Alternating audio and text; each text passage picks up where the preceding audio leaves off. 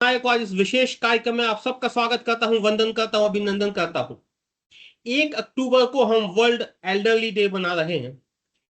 अपने बुजुर्गों का सम्मान करते हैं, उनसे बातचीत करते हैं। तो बहुत सारे सवाल हमारे दिमाग में आते हैं। क्या रिटायरमेंट होना हमारी हॉबीज का, हमारे शौक का, हमारे मजे का रिटायरमेंट है? क्या रिटायर्ड होना हमारी जिंदगी की जिम्मेवारियों का रिटायरमेंट है? क्या रिटायर्ड होना हमारी काम का अंत है? क्या रिटायर्ड होना हमारे एंजॉयमेंट का अंत है? क्या रिटायरमेंट होना हमारी जो दैनादिनी है उसमें कोई अंतर आता है? क्या रिटायरमेंट होने से हम मानसिक रूप से कुछ खालीपन महसूस करते हैं? क्या रिटायरमेंट होना हमारा अकेलेपन की शुरुआत है? ऐसे बहुत सारे सवाल हमारे दिमाग में आते हैं। इसके विपरीत भी बहुत सारी बातें हैं जो हम जानना चाहेंगे।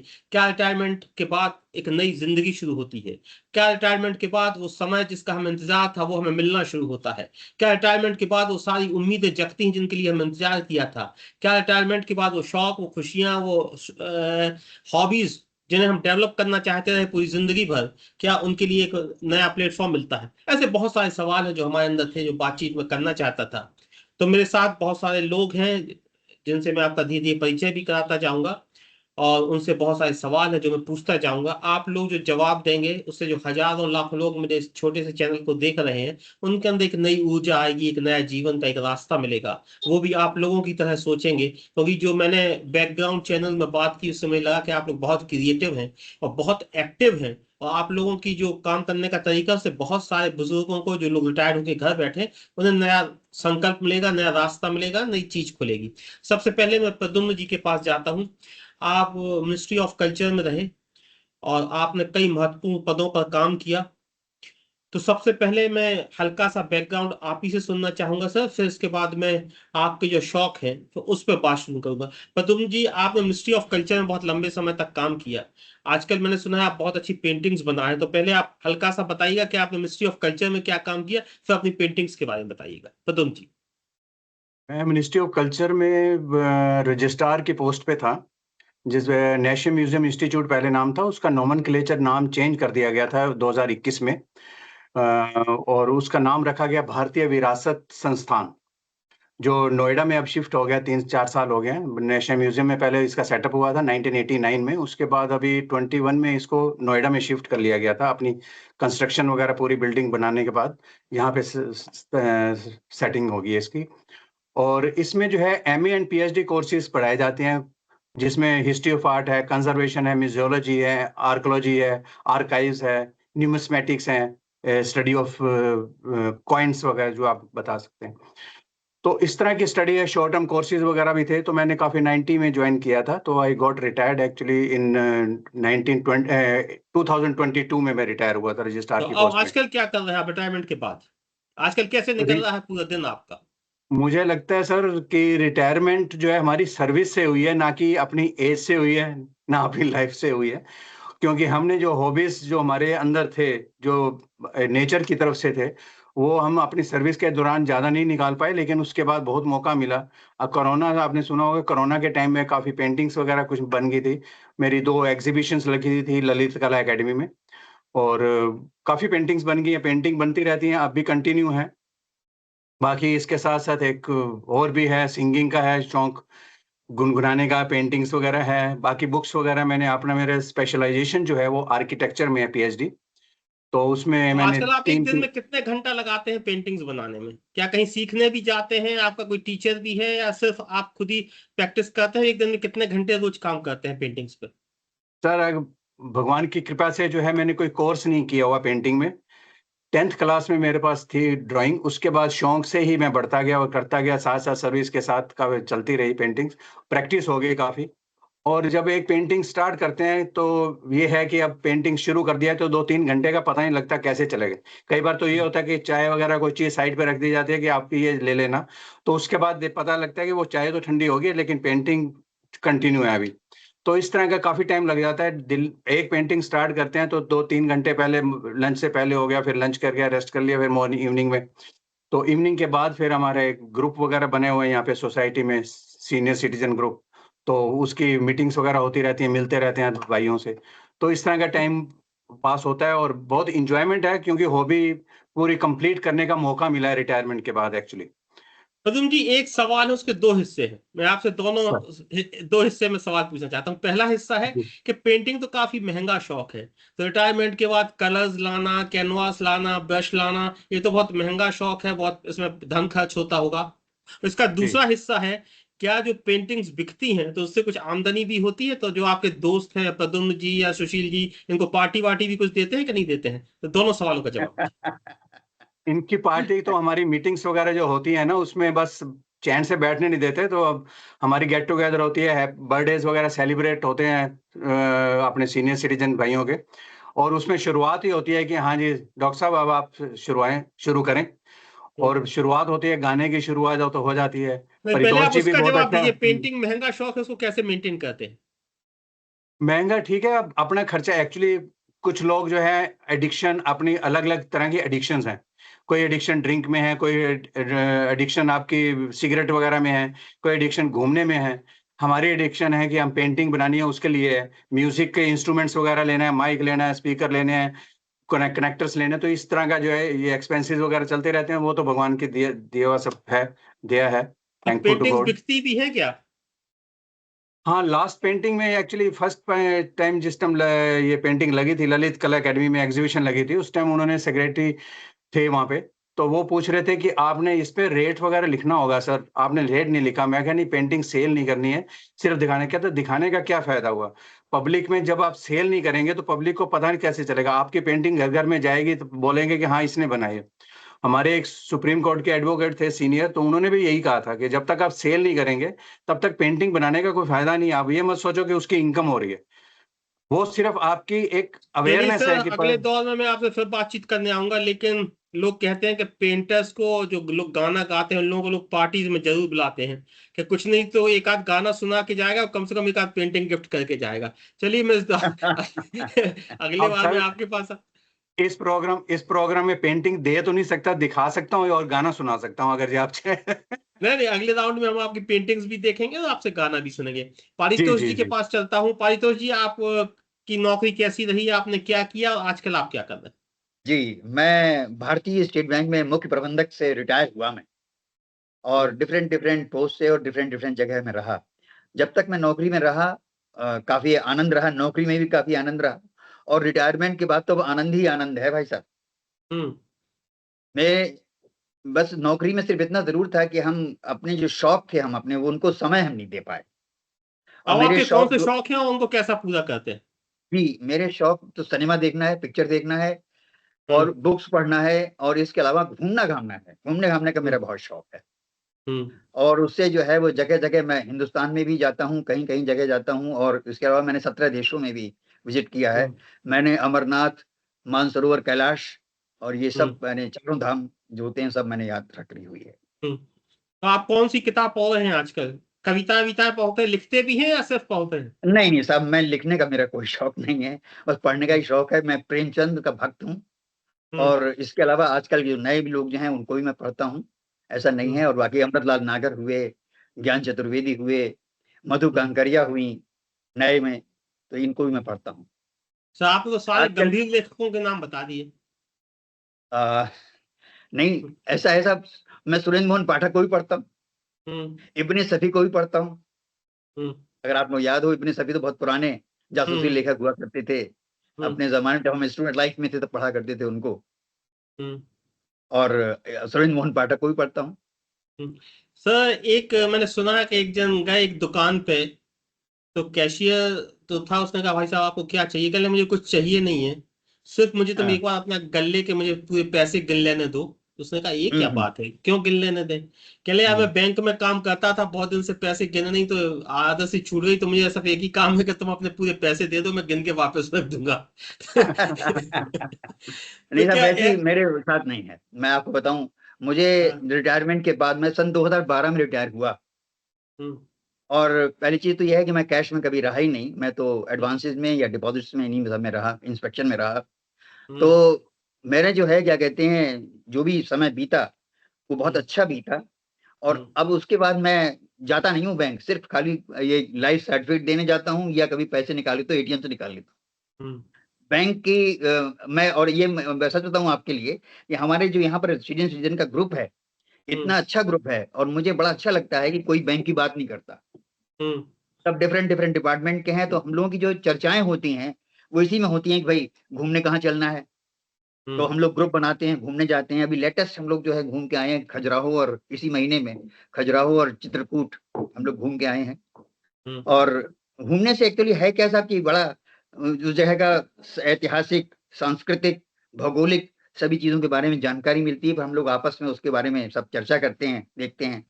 अब अभी हम चित्रकूट गए तो बड़ा ये हमको लगा, क्या कहते हैं, यहाँ पर जितना अच्छा होना चाहिए चित्रकूट अभी है नहीं। अभी वहां सफाई की बहुत जरूरत है, गंदगी है बहुत, उसमें सफाई होनी। तो हम आपके माध्यम से ये चाहेंगे कि कुछ इसमें भी आप प्रयास करें और देखें, कुछ ये लोग, हम लोग जो ऊपर के लोग हैं वो कुछ देखें उसके चित्रकूट के बारे में। बहुत सुंदर जगह है चित्रकूट में। देखिए अब वो हमने अखबार में पढ़ा कुछ दिनों पहले कि वो ग्लास वे भी बनने वाला है, जो हमने कभी लॉस वेगास में देखा था, वो अब यहाँ भी बनने वाला है चित्रकूट में। अब देखिए कब तक बनता है। सर, हमने हम लॉस अगले वेगास में राउंड में देखा था। आएंगे तो हम कोशिश करेंगे कि आप हमें अपने कोई घूमने का कोई एक अच्छा सा वाकया सुनाएं, या किसी किताब का कोई एक हिस्सा सुनाएं। हम अपनी अगर सेकंड राउंड में आएंगे तो हम कोशिश करेंगे कि आप जब तक कुछ सोच के रखिएगा कि हमारे दर्शकों को कोई एक अच्छा नहीं सा वाकया तो सर, घूमने का ऐसा है सर, सुनाइएगा। एक बार जरूर मैं आपको एक क्या कहते हैं, जो मैं पढ़ता हूँ कविताएं या कहानियां या कुछ भी चुटकुले या जो भी पढ़ता हूँ, मैं एक अपनी डायरी में नोट करता रहता हूँ। तो अभी मैं अगले तो राउंड में आ रहा हूँ आपके पास, तो प्रद्युम्न जी नहीं से सर, गाना सुनेंगे और सर मैं आपसे कोई दो वाकया लाइनें अभी सुनेंगे। सुनाना चाहूंगा आपको। हाँ, दो सुना लाइनें दीजिए, बस, अगली दो बार तीन फिर लाइनें। सुना दीजिए। हाँ, सुनाइए। अगली बार सुनाऊं या अभी सुनाऊं? नहीं, अभी सुना दीजिए, अगली बार फिर सुना दीजिए, अभी हम लोग बस, को अभी बोनस बस मिल थोड़ा ये जाएगा। दो तीन लाइनें हैं। हाँ, हाँ। और ये मीना कुमारी की जो राइट एंड डिसाइड करके उनका एक एलपी रिकॉर्ड हुआ करता था, हम्म, उसमें था ये। मुझे हम्म, बहुत पसंद है, मुझे बहुत पसंद है ये, हम्म, कि तुम लोग तो बादल हो, हम्म, तुम लोग तो बादल हो, हवाओं के साथ आए, हम्म। कुछ देर आसमां पर छाए रहे, बरसे और फिर कहीं दूर निकल गए। क्या बात है। हम चट्टाने हैं, अपनी जगह पर कायम हैं, और हमें मालूम है कि जाने वाले कभी लौट कर नहीं आते। बहुत बढ़िया। सर, तो अगली बार ऐसे ही हम हम आएंगे तो आपसे एक किस्सा और सुनेंगे। सर, हमें एक छोटी सी बात और बताइए, फिर इसके बाद मैं बताइए। सुशील जी के पास जाता हूँ, कि जब वो घूमने जाते हैं तो पैसों का हिसाब किताब आप ही रखते हैं क्या? जी हाँ, जी हाँ, जी हाँ, मैं ही ग्रुप का मतलब वो बनाता हूँ, सब पैसे का हिसाब किताब भी रखता हूँ। जी हाँ, और उसके बाद में सब जो जो लेना है या देना है सब उसको करते हैं, हिसाब किताब कर लेते हैं। चलिए, सुशील जी के पास चलते हैं। सुशील जी, अपने बारे में आप बताइए। वैसे हम लोग को कुछ हल्का सा पता है आपके बारे में, कि आप पहले क्या करते थे और अब आजकल आप क्या शौक फरमा रहे हैं, क्या कर रहे हैं? सबसे पहले तो नमस्कार। जी। मैं दिल्ली पुलिस से रिटायर हूँ, एसएचओ से रिटायर हुआ था। हम्म, और दिल्ली में अलग अलग जगह पे अलग अलग पुलिस स्टेशन में हम्म, नौकरी करने का मौका मिला। बहुत रफ एंड टफ ड्यूटी होती थी हमारी तो, हम्म, बट उस रफ एंड टफ ड्यूटी के बीच में भी कई बार ऐसा टाइम निकाल लेते थे कि जहाँ पे पेड़ पौधे लगाने की जरूरत है हम्म, वहां पर हम पेड़ पौधे लगवा देते थे। हम्म, इसके अलावा जिस जिस जगह पोस्टिंग रही वहां पे ये सोचते थे कि कुछ न कुछ धार्मिक कार्यक्रम जरूर होता रहे, हम्म, वहां के लोग भी उसमें उसमें शामिल होते रहे। हम्म, ऐसी रफ एंड टफ ड्यूटीज है। 2015 के 31 दिसंबर को मैं सेवानिवृत्त हुआ हूँ। हम्म, और उसके बाद यहाँ पर आने के बाद सबसे पहला मेरा यही काम था कि हम्म, कितने हरियाली, कितने हम्म, पेड़ हम लगा सकते हैं वो हम लगाएं। हम्म, धीरे धीरे दोस्तों का ग्रुप बना, सीनियर सिटीजन सारे इकट्ठे हुए। तो जब जब जिस जिसका बर्थडे होता था, मैं हम्म, स्पेशली जाके एक पेड़ लेकर आता था, उन सबको बुला के पहले, चलो भाई पहले हम्म, उसके नाम से जो है ना एक पेड़ लगाएंगे आज। हम्म, इसी तरह से हमने अपनी सोसाइटी के चारों तरफ, ये देखो पिछले 6-7 साल से काफी बड़े बड़े बहुत अच्छे अच्छे पेड़ हैं, बरगद के पेड़ हैं, नीम के पेड़ हैं, पीपल के, और हम्म, दूसरे जो हरियाली है। हम्म, उसी बीच में फिर सोसाइटी के अंदर एक बिल्कुल हमारे सामने पार्क है बहुत अच्छा, हम्म, बिल्कुल कोई उसमें ज़्यादा मेंटेन नहीं था। उसके चारों तरफ बाड़ लगवा के अच्छी फेंसिंग, और हम्म, उसमें बहुत बढ़िया-बढ़िया हम्म, कुछ क्या नाम उसका दवाइयों के पौधे, कुछ मेडिसिन्स वाले, कुछ दूसरे, कुछ फूल पत्ती वाले, डेकोरेटिव। कम से कम जो है ना, हम जिस उसमें हैं, धर्म में हैं, जिस हम इंसान हैं, हमें एक आदमी को अगर पूरी लाइफ देखें तो कम से कम 4-5 पेड़ों का हम उपयोग करते हैं और हमें अपनी लाइफ में आखिर तक ऑक्सीजन की जरूरत होती है। अगर हम अपनी जिंदगी में 10 पेड़, 20 पेड़, 2 पेड़ जितने भी लगा सकते हैं हम उतने लगाएं। यही मेरा शौक है रिटायरमेंट के बाद। और बाकी तो जो हमारे सीनियर सिटीजन है इनके साथ घूमना, इनके साथ फिल्म देखना, इनके साथ जहाँ जहाँ कहीं धार्मिक स्थल है वहाँ पे टूर प्रोग्राम में साथ चलना। स्पेशली मैं पारितोष जी का तो भाई बहुत बहुत शुक्रिया रखता हूँ हमेशा कि जैसे ही कोई टूर प्रोग्राम होता है वो सबसे पहले तैयार। तो उसी आप तरह लोगों से का हमारे बहुत अच्छा ग्रुप है, बैंक मैनेजर भी है, पुलिस वाला भी साथ में है, यानी जब भी आप लोग बाहर जाते होंगे तो वो अच्छा रहता होगा। सुशील जी, एक छोटी सी बात मैं जानना चाहता हूँ कि एक जी। वाकया है कि जब यक्ष ने युधिष्ठिर से पूछे तो जो आखिरी सवाल जो पूछा युधिष्ठिर से, तो उसने कहा कि रोज सबसे बड़ा आश्चर्य क्या है। तो युधिष्ठिर ने कहा कि लोग रोज पैदा होते हैं, रोज मरते हैं, इसके बाद भी लोगों की जो चीजें हैं उस बात पे भरोसे नहीं करते कि ऐसा होगा। तो मैं आपसे बात जानना चाहूंगा कि लोग, हर व्यक्ति को पता है कि उसके लिए पर्यावरण जरूरी है, हर आदमी को पता लगा है कि उसको वृक्ष चाहिए, जरूरी है वृक्ष लगाना। वो पूरा जो सिस्टम है वो कहीं ना कहीं ऐसा लगता है जैसे एनवायरमेंट के खिलाफ है। माने लोगों को पता है कि वृक्ष चाहिए, लेकिन उनकी जो हरकतें हैं, जो उनके तरीके हैं, वो उसके खिलाफ जाते हैं।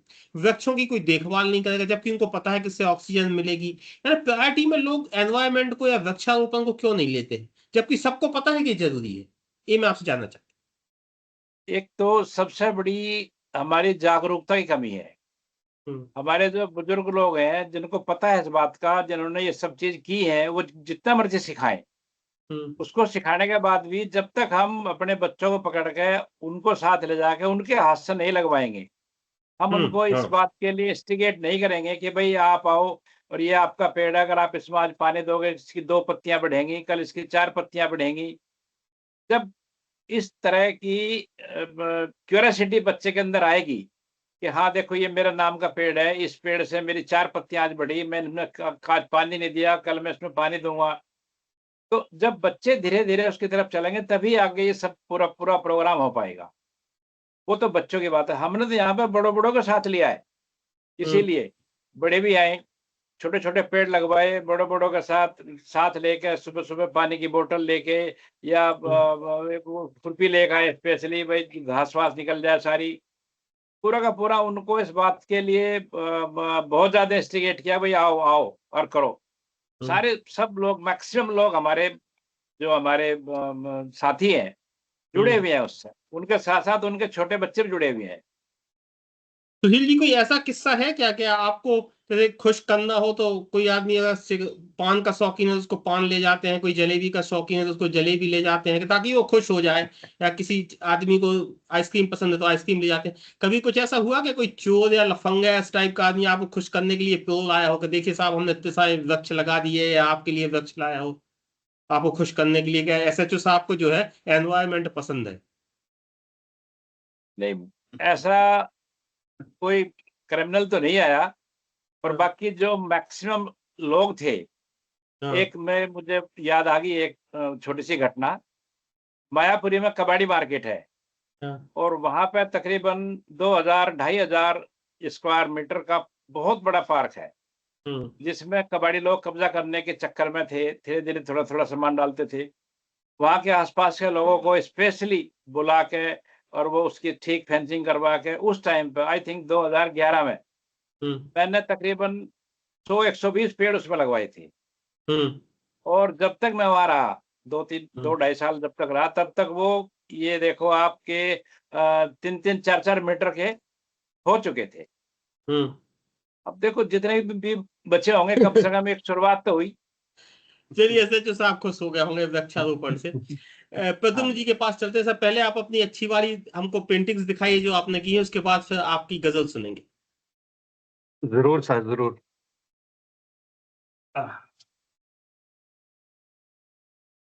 वाह सर, क्या बहुत सुंदर। ये हिल स्टेशन की है जी। पूरा, जो है वाटर स्ट्रीम है, पूरे फीचर्स वगैरह जो है इसके। तो इसको बनाने में कितना समय लगा आपको? अब एक पेंटिंग को बनाने में कम से कम आप ये सोचिए कि 1 महीना लग जाता है वैसे। जी। क्योंकि बार बार उसको टच करना है। एक दूसरी पेंटिंग थी बुद्धा की, मैं दिखाना चाहूंगा। बहुत सुंदर, बहुत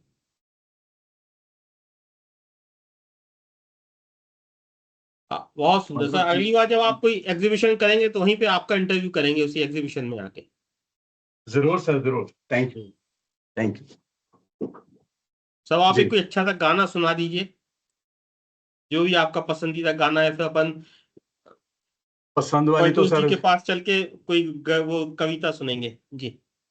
जब ग्रुप में बर्थडे सेलिब्रेशन होती है तो मैं कहता हूँ अच्छा बताइए क्या सुनाना है, तो वो कहते हैं कोई भी सुना दीजिए, आप जो सुनाएंगे हमें अच्छा लगेगा। वही चीज आपने बोल दी है। तो तो सुशील जी मैं क्या जो है सुनाते हैं? एक गजल के जो है गुनगुना के दिखाता हूँ धनु जी आपको। आप तो गाना सुनाते हैं, सुशील जी क्या सुनाते हैं? कोई धाराएं वाराएं तो नहीं सुनाते कि 307 है, 324 है, सुशील 302 है, 376 है? सुशील जी जो है वो दिखाते हैं जब कोई आदमी हिटलर बनने की कोशिश कोई करता है तो उसको दबाने के लिए। अच्छा, और धाराएं तो नहीं सुनाते आप लोगों को? वो बहुत जरूरी है, एक दबदबा दबदबा करना भी बहुत जरूरी होता है। कंट्रोल करने के लिए एक आदमी तो होना चाहिए सख्त।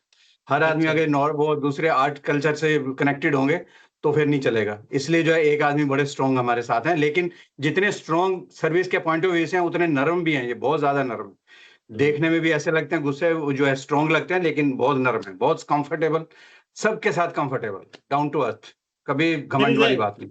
आपकी एक अच्छी हम सी गजल हो जाए। खुशकिस्मत है कि ऐसे सीनियर सिटीजन का सा एक ग्रुप में मैं शामिल हुआ हूँ। मैं एक गजल थोड़ी सी गुनगुनाना चाह रहा हूँ। जगजीत सिंह जी की गजल थी कि वही जो है जैसे ओल्ड एज में याद करते हैं कि हमने ये किया, वो ऐसा होता तो ऐसे होता, कितना अच्छा लगता, तो उस तरह के है। ये दौलत भी ले लो, ये शोहरत भी ले लो, भले छीन लो मुझसे मेरी जवानी, मगर मुझको लौटा दो बचपन का सावन, वो कागज की कश्ती, वो बारिश का पानी। ये दौलत भी ले लो, ये शोहरत भी ले लो, भले छीन लो मुझसे मेरी जवानी। बहुत बढ़िया, क्या बात है। बहुत सुंदर, बहुत सुंदर। आशुतोष जी अब सुनाइए, कौन सा किस्सा आप सुनाने वाले थे? कौन सा मतलब किस तरह का किस्सा सुनाऊं ये बताइए। पहले बैंक का कोई किस्सा सुनाऊं मैं आपके लिए, सर जो आपको एक या मजेदार सा किस्सा हो सर, सुशील जी को हंसी आनी चाहिए बस। अच्छा मैं सुशील जी से रिलेटेड सुनाता हूँ साहब। हम इंस्पेक्शन में जब थे, हाँ। हजारीबाग में एक ब्रांच कर रहे थे। तो हजारीबाग में ब्रांच कर रहे थे तो साहब उस समय बिहार में जब हम थे, शायद ये बात होगी करीब 2004 या 5 की रही होगी। तो उस समय बिहार में काफी कुछ मतलब लालू जी का शासन था और खूब गुंडागिरी चलती थी। बैंक लूटने का तो आम था, इलेक्शन के टाइम पे बैंक लूटे जाते थे। तो हम जिस हजारीबाग ब्रांच में कर रहे थे साहब, वहां एकदम से एक मोटरसाइकिल पे 3-4 लोग आ गए और ढाई से उन्होंने सबसे पहले तो पिस्तौल गोली मार दी उसको, हमारे गार्ड को। और हम लोग जो थे वो क्या कहते हैं, ब्रांच मैनेजर के पास हम बैठे हुए थे, चैम्बर में ब्रांच मैनेजर के। और बाहर बाहर कैश काउंटर जो थे खुले हुए थे और सब काम चल रहा था वहां पर। एकदम से एक मोटरसाइकिल लगाए हुए एकदम से आदमी आ गया और गोली पे हम लोग ले लिया उन्होंने। एकदम से बैठे रहिएगा चुपचाप, नहीं तो गोली मार देंगे। 2 लड़के अंदर चले गए वो, और गार्ड को तो उन्होंने गोली मार दी, गार्ड पड़ा हुआ था। और साहब उन्होंने जो है जाकर के सबसे पहले कैशियर के लिए, जो हेड कैशियर था, उसको गन पे ले लिया, उनका निकालो पैसा निकालो सारा। अच्छा, ये उस समय बहुत गनीमत थी कि स्ट्रांग रूम खुला, क्योंकि सुबह ही हम लोग पहुंचे थे, स्ट्रांग रूम खुला हुआ नहीं था, स्ट्रांग रूम लॉक हो चुका था। शायद 10 लाख रुपया या 15 लाख रुपया उन्होंने कैश सिर्फ निकाला हुआ था और निकाल करके उन्होंने रखा हुआ था। तो साहब वो तो एकदम से उन्होंने समेटना शुरू कर दिया, अपने एयर बैग में सब भरने लगे वो कैश। उसके बाद में उन्होंने कहा कि खोलो स्ट्रांग रूम खोलो। अब स्ट्रांग रूम उसने कहा कि साहब वो तो अकाउंटेंट के पास ही चाबी होती तभी खुलेगा, दोनों से चाबी से खुलेगा, ऐसे तो खुलेगा नहीं। उस समय साहब हमारा जो एक कैंटीन बॉय था, उसने एक बहुत अच्छा काम किया साहब। उसने क्या किया, बाकी सबको तो उसने गन पॉइंट पे ले लिया था, वो बेचारा छोटा सा लड़का था, वो दिखाई नहीं पड़ रहा था, वो अकाउंटेंट की मेज के नीचे घुस गया और उसने जो है बेल बजा दी, बेल बजा दी, और जब पुलिस स्टेशन पास में ही था, कोई बहुत दूर नहीं था पुलिस स्टेशन, सायरन बज गया, सायरन बज गया तो एकदम से वो हड़बड़ा गए और एकदम से उन्होंने था वो जो समेटा था कैश बाहर जो इतना था लेके एकदम से भागे, भागे और सब भाग करके वो ले गए कैश वो, और उसके हेड कैशियर के यहाँ सर पे बट मारी थी उन्होंने, उसके भी खून निकल रहा था। तो ये एक ऐसी मतलब घटना थी। उसके बाद में खैर वो ब्रांच में भी जो हड़बड़ी में हो गया, हम भी हड़बड़ी में हो गए, सब लोग परेशान हो गए थे एकदम से। जैसे सायरन बज गया, पुलिस स्टेशन पास में ही एकदम से पुलिस भी आ गई, लेकिन वो तो निकल गए, वो तो निकल गए, लेकिन स्ट्रांग रूम बच गया। हाँ, स्ट्रांग रूम बच गया।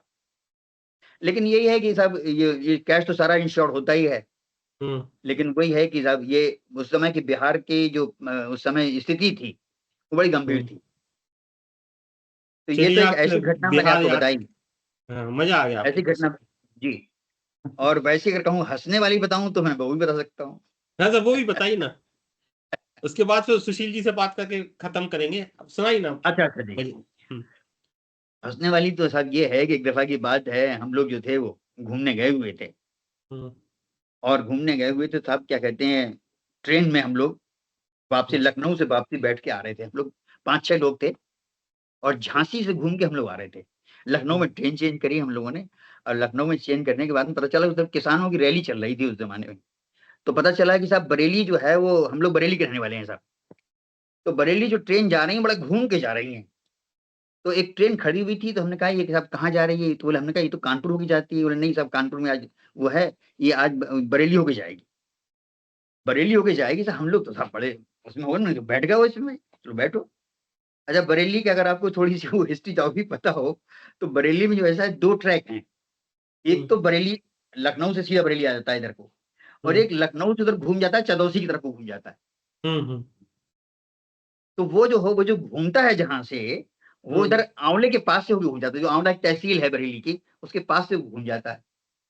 हम लोग बैठे रहे बातचीत में, हम लोग कुछ पता ही नहीं हम लोगों को, बाद में एक्सप्रेस ट्रेन थी वो चली, उसके बाद में वो बरेली गई नहीं, और उधर से वहां से बरेली के बगल से निकल के घूम करके वो चली गई, चनौती की तरफ चली गई। अब हम लोग बैठे बातें करते रहे, हम लोग हमने कहा यार बरेली नहीं आया, बरेली नहीं आया, क्या बात हुई भाई? अरे साहब पता चला हम लोग तो अलीगढ़ पहुंच गए।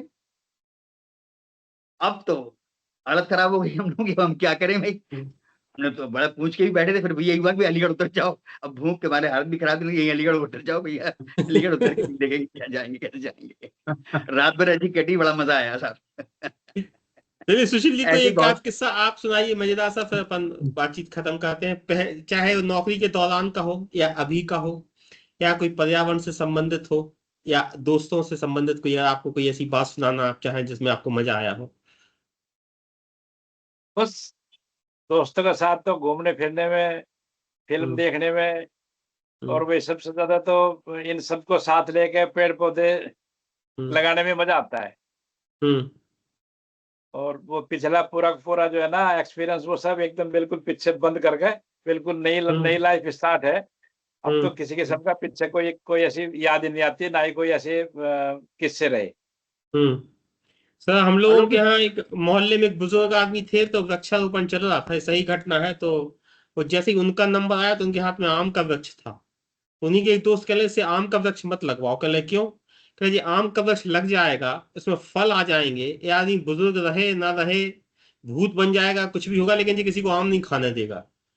तो जो वृक्ष लगाते हैं वो उसका इतना ध्यान भी रखते हैं। तो वृक्षारोपण करने वालों से तो इसी परेशानी होती है। लेकिन आप लोगों से मिलके बहुत मजा आया, आपसे बात करके बहुत अच्छा। जी 2 बातें मैं और कहना चाहूंगा साहब। जी सर, जी सर।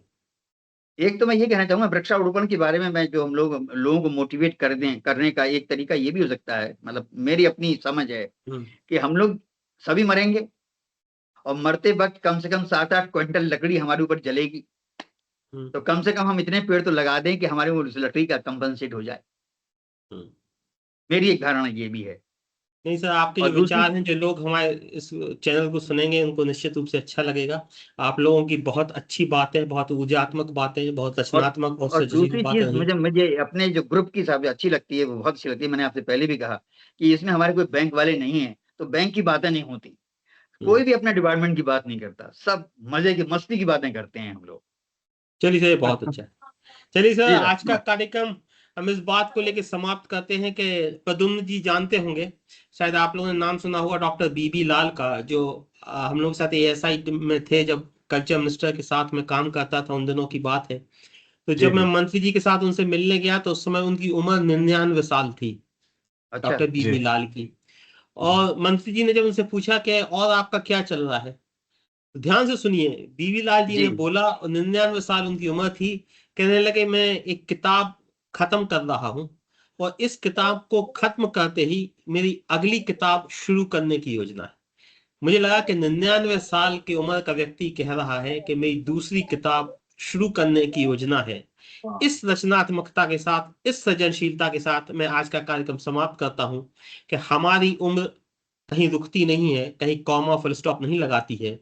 सिर्फ हमारी रचनात्मकता, हमारी सृजनशीलता कभी थकती है, कभी रुकती है, कभी परेशान होती है। लेकिन जैसे आप लोगों से बात करके मुझे मजा आया, मैं अपने चैनल के तमाम सीनियर सिटीजन से, दर्शकों से अनुरोध करूंगा कि आप लोगों की तरह वे भी खुश रहें, मस्त रहें, अपनी हॉबीज, अपनी सृजनशीलता को लगातार बनाए रखें। आप लोगों ने मुझसे बात की, इन सब चीजों के लिए मैं आप सबका धन्यवाद करता हूं। नमस्कार, धन्यवाद। नमस्कार। नमस्कार।